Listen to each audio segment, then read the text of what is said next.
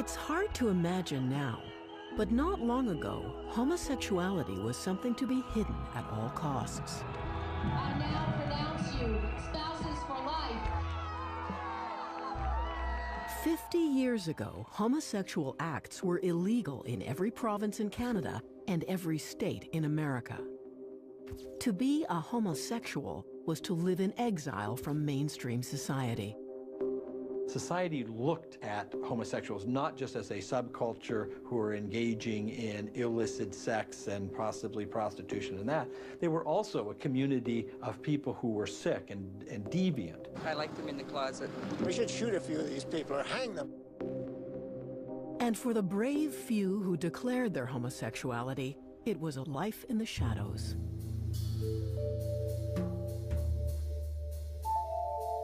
The price for being openly gay was that you were poor and you had shit jobs like being a waiter. And a lot of people devoted their entire lives to being gay, and it at a terrible cost.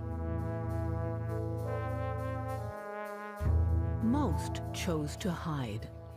They sought to move like ghosts through the straight world, invisible to all. It was called passing. It's very difficult to remember the complete and utter invisibility of gay people at that time. Not only did people not really believe that there were gay lawyers and professionals and middle-class people and people in the suburbs, it was unfathomable. People didn't believe that gay people existed. When I worked for Time magazine in the 60s, being human, I wanted to talk somewhat about my personal life to my colleagues and friends, but it all had to be straight. So instead of talking about Bill, a 6'2" blonde, I had to talk about Nancy, a 5'1" blonde. And then you had to remember your lives. It was hell to live through. And you felt always so duplicitous because you couldn't really be intimate with your straight friends because you were lying to all of them. And you knew that if they discovered the terrible truth, A, you would be fired from your job, and B, you would lose all your friends.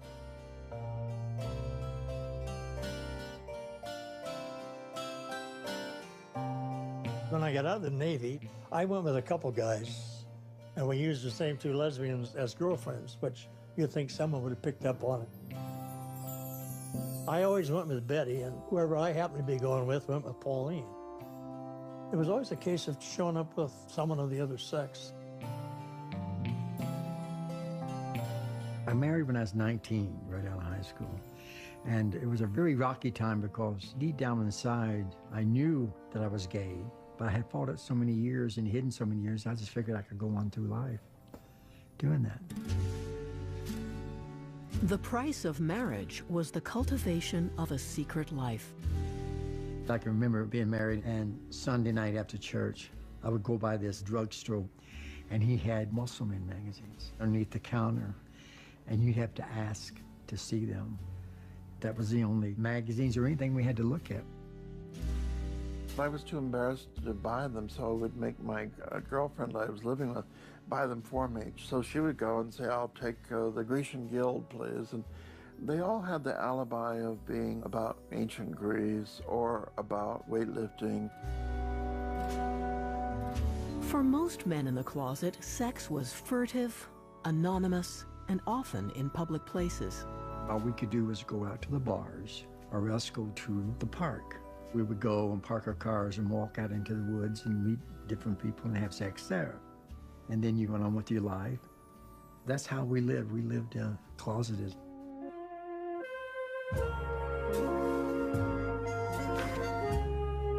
It was a dangerous life, and police harassment and the risk of arrest were an ever-present threat. Getting caught meant personal ruin and humiliation. For a long, long time, the police had been involved with a process of trying to suppress, marginalize, and clean up the subcultures that they saw as illegitimate, and the police were ruthless.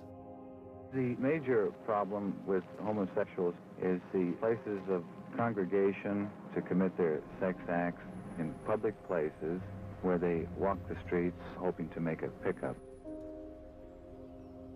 They had Vice work in the park. They'd go up there and cut offs, as sexy as they could be, and then when you put a make on them, they'd arrest you. They'd come up sometime in a bus and arrest enough people to almost fill the bus. People had it hidden deep inside them and were very guilt-ridden about it. If you were closeted and you were married, you didn't have any place to go. Most hotels would not rent to men, and if you did, you might very well have the police bang through the door. People went into public washrooms and into parks, and that would be the first place they could kiss another man.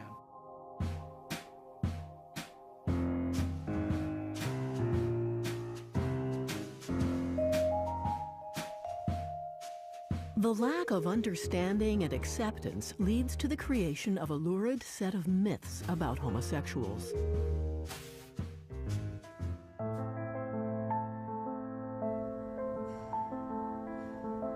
The medical profession and the psychiatric profession are very much part of this story.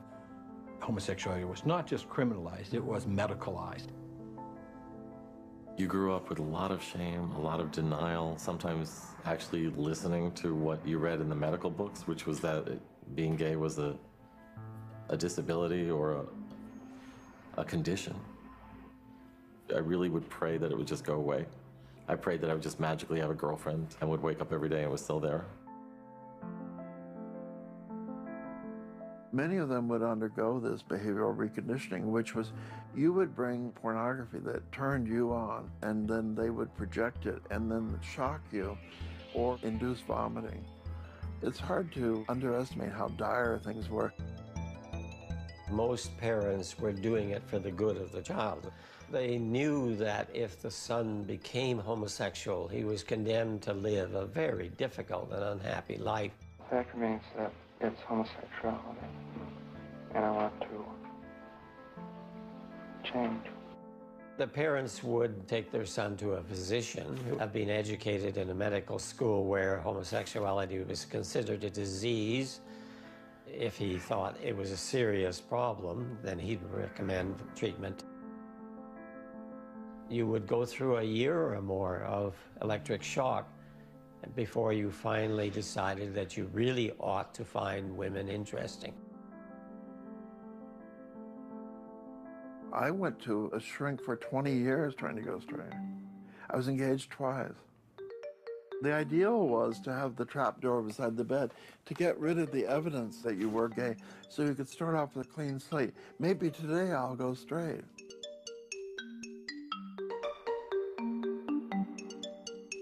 But a few pioneers start to push the idea that homosexuals have nothing to be ashamed of. It's part of the spirit of the times as one minority group after another demands to be heard. In 1965, the first gay protest in North American history occurs. In order to present homosexuals as respectable and employable, male participants are required to wear ties, preferably with a jacket, and women are told to wear skirts. In 1969, Canada moves to the foreground of the new social revolution when it decriminalizes same-sex intimacy in the privacy of one's home. There's no place for the state in the bedrooms of the nation, and I think that, what's done in private between adults doesn't concern the criminal code. In the U.S., the battle over homosexual rights erupts on a June evening in 1969 at a tavern called the Stonewall. As an angry mob of drag queens, mixed-race, black, and young people fight back against a police raid. Those individuals were largely on the outskirts of society. They were gender nonconformists, there were drag queens, there were a number of individuals that don't necessarily fit within the mainstream. There were lots of what we called A-trainers, that is, people who came on the A train from Harlem. People had nothing left to lose. These guys had been fighting the police all their lives, and now they were doing it as gays, but they had done it as oppressed minorities before anyway. I think it was in the air. We weren't going to take it anymore. We were going to fight back this time. With Stonewall, gays experienced the power that could come from standing up for themselves. With the new consciousness comes a new idea. The secret to happiness was to admit to being homosexual, to come out. As the 70s started happening, you actually, for the first time, started having an actual human being who would get up and actually say, I am a homosexual. 1,000 gay liberationists demonstrate in New York, urging the city council to pass a homosexual rights bill. What do homosexuals do? We eat, we sleep, we watch television. That's what we do. We do what human beings do. I've never come out on anything like television and said I am a lesbian. And it's a very frightening thing to do. Word of Stonewall drifts back to Canada, where gays are increasingly feeling inspired by the battle to the south. The first Gay Pride March in Canada takes place on a cold, wet August morning in 1971.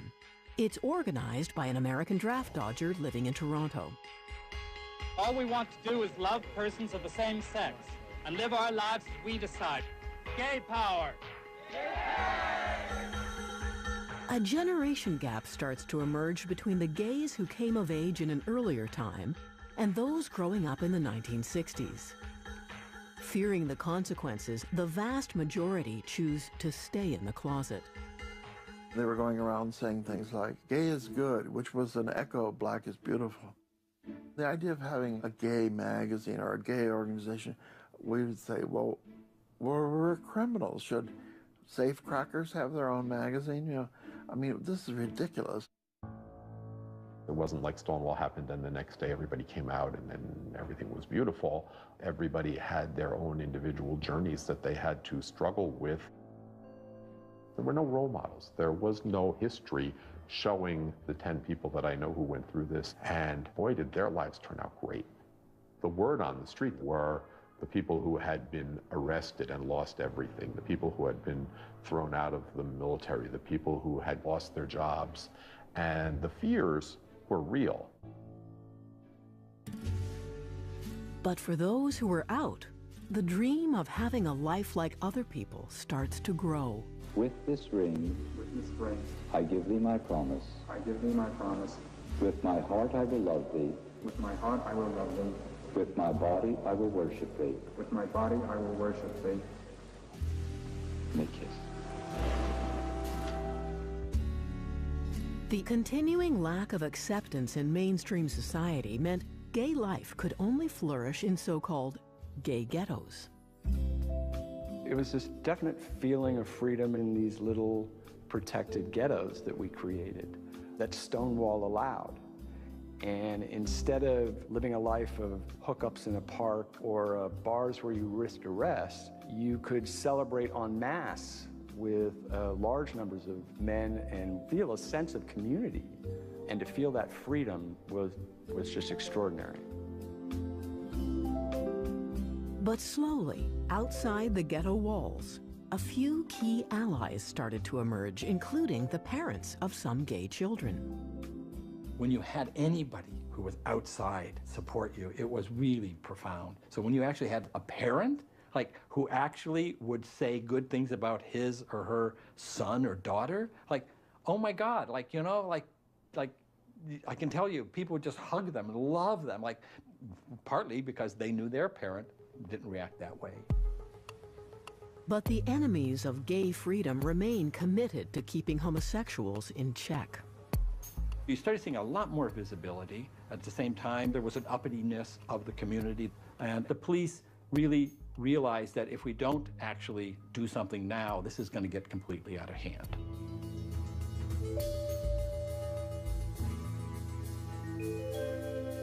In the winter of 1981, police in Toronto execute a massive crackdown on the gay bathhouses. This was the largest police operation that had happened against the lesbian and gay community, and it was, in fact, the largest mass arrest in Canadian history, second only to the War Measures Act. He says, you're all being charged for being in a bawdy house.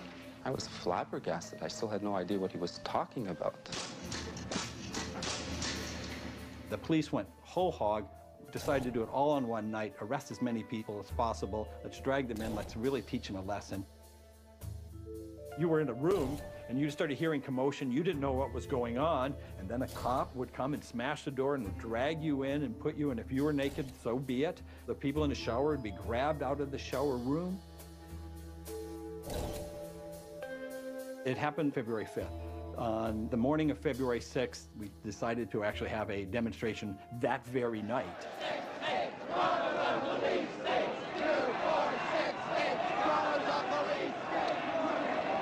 You had all these people contact their friends that contacted their friends, and so it actually spread very, very fast.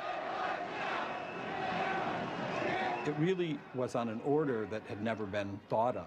A lesbian and gay demonstration which was far more angry and far more aggressive than the police ever thought they had on their hands.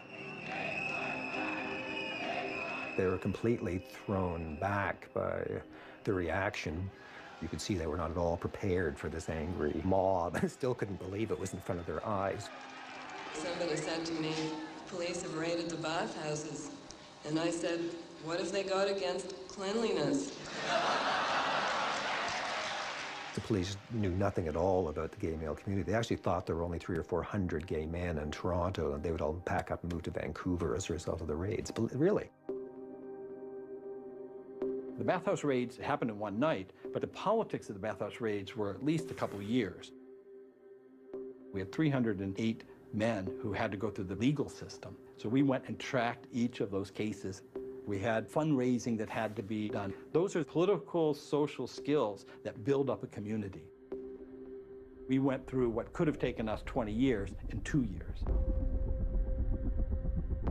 But within a year of the raids, a much bigger crisis has emerged on the horizon. It represents not just a threat to gay freedom, but to gay life itself. What do you think it is about the gay lifestyle that turns off so many straights? Well, probably that we have so much style and so much fun, that we have more interesting jobs than they do, that we generally know how to live better. That's probably what it is.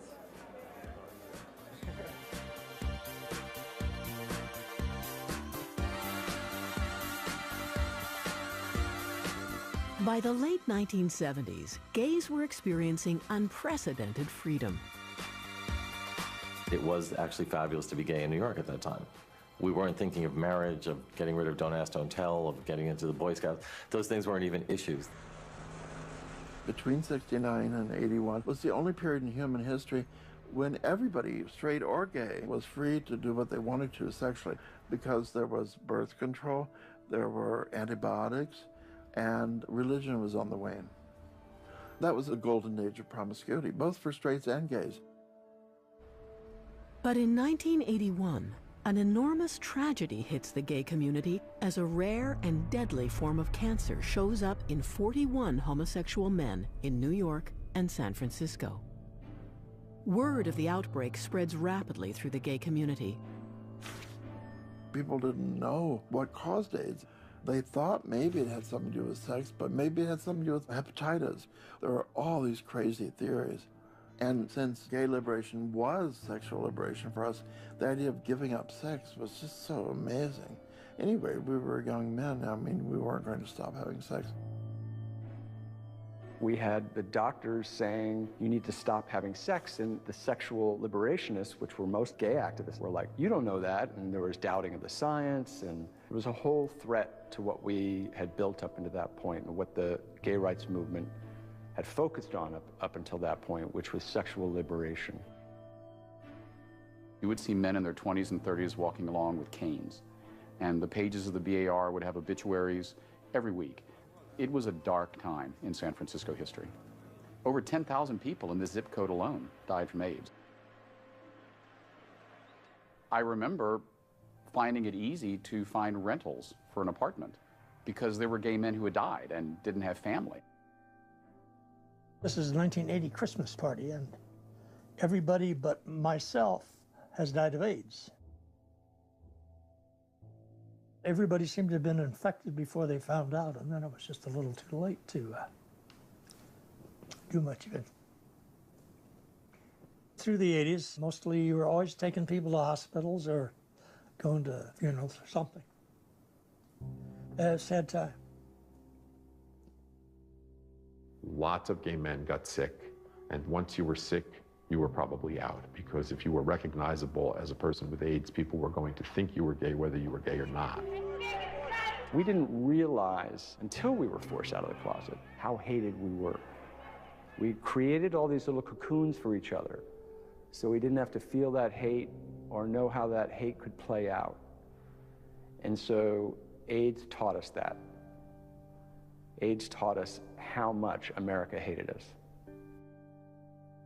It's hard to remember now because it was so insane and barbaric, but there were calls for quarantine, tattooing people who had HIV. As a society, we stalled and stalled and stalled, and enormous amounts of deaths took place, but also the epidemic became enormously more rooted. 70% of the country's AIDS victims are homosexual, and in cities throughout the country, gays have become increasingly alarmed. But now they are also concerned about another kind of epidemic, an epidemic of fear that is spreading faster than the disease itself. As you walk down the street, you can feel people pointing at you, with saying he's one who has it. I lost my job, I lost my housing, I lost friends, I lost my own individuality. As the number of deaths climbs, the gay community becomes increasingly angry at a government that is dragging its feet and a society that seems indifferent to the crisis. As the years go by, people are just getting more and more fed up, and they just want it to end. Here we were 6 years into the crisis. Thousands of us had been diagnosed with AIDS, and thousands had died, and our president hadn't even said the word. Let's stay together, let's stay united! Our mayor was ignoring it. The government wasn't spending anything on AIDS research. In 1986, a new kind of gay rights organization was born.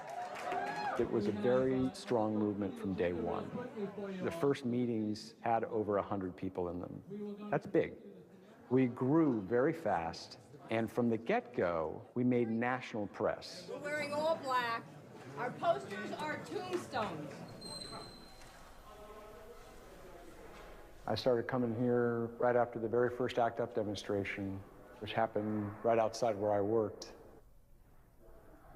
I found boyfriends here, I found friends for life, and I lost a lot of people here. I remember it filled with people, sweaty, all fired up and angry and sexy and ready for bear and loving each other and loving what we were doing. You said come back in a year. Time's up, Mario. We're here. Okay. We were singularly focused on HIV/AIDS from 87 to 93. It's all we talked about, and it's all we used to build the gay rights movement. Joseph Campbell. Alex Ducati. Zach Jones. Bruce Engel. As the years go by and the death toll climbs ever higher, the AIDS crisis utterly consumes the movement for gay equality. It took a while for people to move beyond the confusion and the questions to reach a point where there was this kind of collective understanding within the movement that this was a catastrophic situation. This became what defined us. It was just a nightmare. You know, it was just an absolute nightmare. People didn't know what to do. Everybody was just trying to save people's lives. If you stayed quiet, if you were complacent, if you wanted to just go to cocktail parties and never discuss it because it was too painful to discuss, that everybody was going to end up dead. No walking out! 80,000 deaths! And AIDS also transforms the way the world sees gay men. America had never seen an angry gay community willing to go in front of the cameras, laying down in the streets, demanding to be heard, and in a sympathetic role. And even if they were uncomfortable with the idea of homosexuality, it hurt the country to know that some of its citizens were dying and that the country was doing nothing. That troubled them. The rise of ACT UP transforms the way that gay men see themselves. ACT UP really made me nervous. You know, I'm 20-something years old, I'm coming out, I'm in the middle of this AIDS epidemic, and yes, it's not good, but we're pissing off people. No more red tape! No more red ACT UP shut down the Opera House on opening night. You know, made headlines all over the place. Oh, you're making people angry, they can help us. And then as I got older, and especially now, I realize ACT UP saved people's lives. We've never gotten a government official to start liking homosexuals, but we have shamed them into doing what we want. Our friends were dying. Our family members were dying. In order to move pharmaceutical companies and policymakers off a comfortable position, they made individuals' lives uncomfortable. You have no right to interrupt this symposium. You will not learn anything about combination antiretroviral therapy. There are doctors in this audience with AIDS who don't want to be interrupted by you. And that's all there is to it. What may have looked a little bit like chaos on the outside, there was a strategic center that was rather brilliant. People don't see us. People don't see the enormity of the disease and the human cost of the disease. So strategically, what we're doing is we're making people look at us. The AIDS epidemic illustrated just how far we needed to go to right the injustices that were a part of the LGBT experience in this country.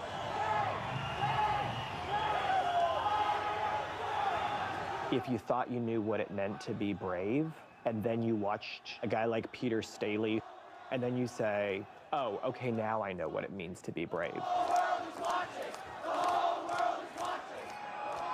In the crucible of AIDS, the modern gay rights movement is born.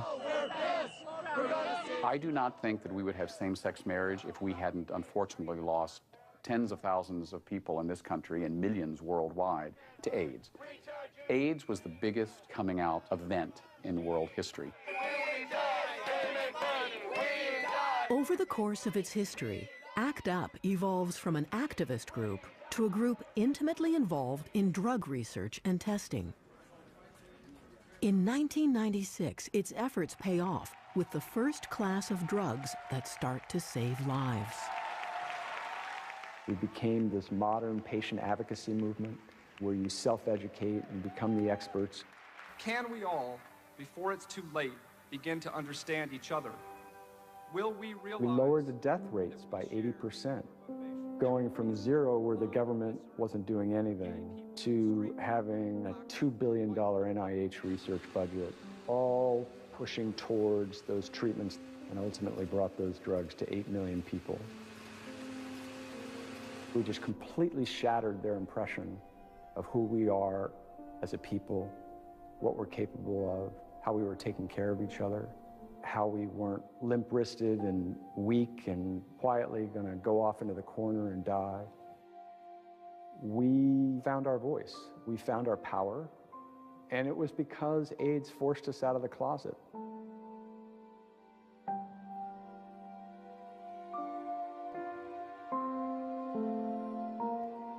As of December 31st, 2000, almost 500,000 people had died in North America. Those who have been fighting on the front lines are exhausted. Many of the movement leaders are dead. And as the crisis ebbs and men who are sick start to get better, the leaders of the AIDS activist movement drift away. After all that fighting against AIDS and all the loss we had gone through and all the memorials we had attended, we just all went running for the doors and we walked away. None of the AIDS activists will play a major role in the battles to come. In their wake comes a new kind of movement with a new set of goals.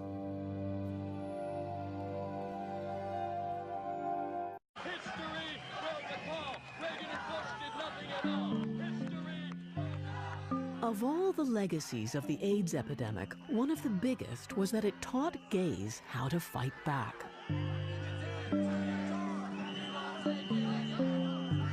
We were not going to be ushered back into a closet. So many of our friends, so many of our family members had died that we owed it to them to live life out as proud members of American society. And the experience of dealing with unresponsive governments and an indifferent society convinced the movement the next fight had to be for full equality. It left us with a sense of how daunting the work was going to be, how elected officials in particular could simply ignore us when our lives were at stake. When I think of where we are today as a strategic, smart, determined movement, it really formed a lot of the ways in which we've gone about doing anything that we've set out to do ever since. The first part is the generational question of who lived and who died. You did have, for a long period of time, 10 to 15 years, nobody having hope that they could survive once they had the virus. But that built a political movement as well. You had a number of organizations created during that time who realized that this was an opportunity. There was political strength there and that people were ready to start using their political voice.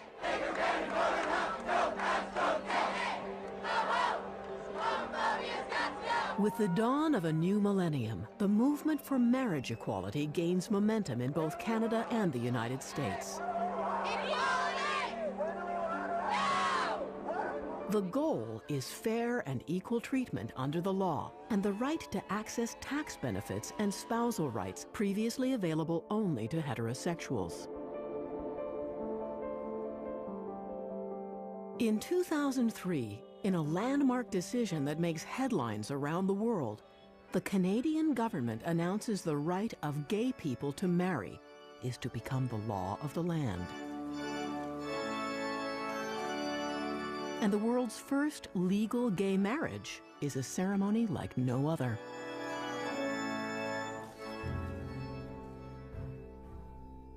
We were picked up that morning in an unmarked vehicle. We were driven in a circuitous route to the church. There were protesters with devil masks. They had a coffin with a knife through it saying this was the death of marriage and the death of family. We had been told by security people, the moment we sign the wedding documents, that's the time that they're going to try to prevent you from signing. And if we hear a shot, don't move, somebody will move you. Duly married in the eyes of God and in accordance with the laws of our land.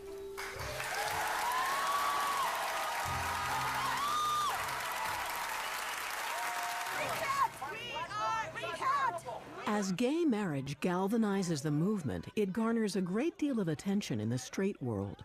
The religious right, hell-bent on stopping it, doubles down. I kept watching the gay marriage debate saying, that's going to be a tough one. They don't want us to win on that one. But this time, the resources and the level of sophistication that the movement brings to the fight are unprecedented. Now, across our country, we are standing together for the right of gay and lesbian Americans to marry the person they love. The process, perhaps, is no different than the way that Kellogg's goes about selling cereal to consumers. It's based upon market research, which involves polling and focus groups, and all of that is massaged into an eventual narrative. Gay and lesbian couples should have every right to experience the joys of marriage and family that we do. Marriage is an institution of equality that pulls an awful lot of other issues with it. It is a central institution to our way of life. We grew up with parents. We understand that marriage is about love, commitment, and family. It's an easy way to explain what equality is like. With marriage as the standard bearer, the movement pushes for acceptance in one bastion of heterosexual power after another. Society is going to fight hardest to keep things that it wants for itself and that it doesn't want you to have. So I have spent the bulk of my career trying to get gay people into the Boy Scouts, the military, and marriage. I have never been in the Boy Scouts, I have never been in the military, I have never been married, and I have never particularly wanted to do any of those things. But if we don't have the option, then we're always going to be second-class citizens.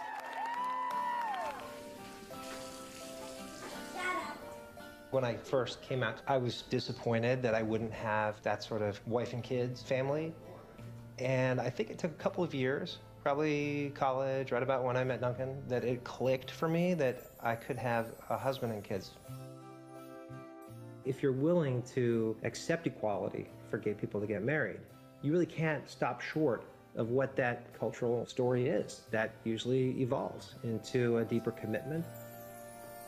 The schoolyard song, first comes love, then comes marriage. What's next? Then comes the baby in the baby carriage, right? And in some cases, it's not a baby, it's an older kid, and it's foster or adoption. But that's the natural progression. With the rise of the new messaging around marriage equality, mainstream attitudes toward homosexuality start to shift dramatically. We are very much part of your community. We are people of color, we are men, we are women, we are trans, we are tall, we are short, we are doctors, we are lawyers, we are your neighbors. What this rise in acceptance means is that the options for gay people have never been more plentiful. Nobody's telling them how to live their life, nobody's telling them who they can be. Their future is theirs. They can see themselves. They know they can be who they are. When I first came out, I always assumed that if I found somebody I loved, that I would be able to marry them. When the day did come that we were able to get married legally and share life with somebody of the same sex, obviously I was extremely happy. Around 2003, I could see that there was progress happening and people who were gay could lead a life with a partner and have a family and not sort of have to give all that up to be gay. It's the first time where I've ever really pictured a life with someone, and it's good.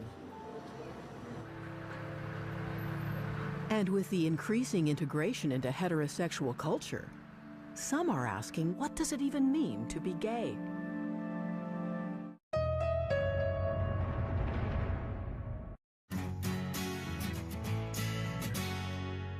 My husband's bringing me a drink right now. So is mine. In many ways, the world for gay people has never looked brighter. They've achieved a level of freedom unimaginable even 10 years ago. From pop culture to politics to big business, gays are changing the world. This is a huge leap forward in that there are images of us that are being used to bring people together. We are being represented in these ads in a way that is inclusive and is kind, is smart, and is an effective strategy to sell things, as opposed to the years and years of our community being used as a selling tool to divide people. The only way that gay people can contribute to anything is to be out, because being gay is not a part of who we are, it's all of who we are. I think what the gay community has to teach the world is the power of not being afraid to be yourself. But can gay people have it both ways? Can they blend into mainstream society and still hang on to what makes them unique? A lot of people say that the fight for same-sex marriage is all about assimilation. We're becoming just like straight people. To me, assimilation is just a multi-syllable word for equality. We don't want to blend in, we just want to be treated with the same respect and fairness under protection of the law. And that's what I think this next generation really have an opportunity to do, which is maintain the specialness of our community and also expand the area of rights and opportunities that the LGBT community has been fighting so hard for. But as the boundaries between straight and gay break down, some are left wondering what might have been lost on the road to full equality. One of the great things about being gay was my parents never said, "Why aren't you married?" Now I have to hear this every day. Why aren't you married? Getting married and going in the armed forces were the two last things I'd ever want for myself. While I appreciate the importance of those rights for the community, and I fight tirelessly for them, there's something a little banal about just wanting to be married and wanting to go kill people overseas. It's what other people always did. I hope we're not raising a whole generation of 22-year-olds who are spending all their time like reading Bride magazine and planning their weddings, because I think, but isn't that a sign of a certain emptiness? I don't really think that gay Stepford Wives is a great solution to this movement. Today, the gay rights movement is defined by how far it has come since the darkest days of the AIDS crisis. And the change may reflect something more than just the passage of time. It's human nature. They don't see the death that propelled us into the streets in the late 80s. And people really long to get past that. They want their generation to be known for these glorious victories. The idea that there's a generation of men and women who don't have to wonder whether or not they can marry the person that they love, who don't have to worry about being able to be with the person they love when they're dying in a hospital, is really a tremendous, tremendous feeling. At some point, we will be far enough away from the struggle where we have the possibility of not remembering it. And that's one of the great responsibilities that we have to share with the younger generation. I don't want them to have to live through that, but I don't want them not to know. I went to my grandniece's gay wedding. They'd been going together for 12 years. And her partner's son was a preacher, and he officiated. And here I am sitting in Des Moines, Iowa at a gay wedding, and who would have ever thought? I was actually quite proud of it, to tell you the truth. Next time on Doc Zone, deep worry from deep space. The death of 90% of humans alive, it's something that we ought to worry about. Most are working on avoiding doomsday, but many have dreams of mining fortunes. Asteroid mining is certainly an audacious goal. Mission Asteroid. After that, it's holiday programming, and then give your New Year's resolutions a fighting chance. Somebody would rather lose an arm than be in the condition that I'm in currently. If smoking was a healthy habit, I would do it nonstop. It doesn't matter how ingrained this behavior is, any habit can be changed. Slaves to habit. And who's pulling their share in your home? A sure way to a sharp pay cut is to become a mom. Motherhood systematically de-skills huge numbers of women. That it's not just a mommy issue. This is really a human rights issue. We use language like having it all. We never ask men how they have it all. Motherload. You can always screen our documentaries at cbc.ca/DocZone. I'm Anne Marie McDonald. Thanks for watching.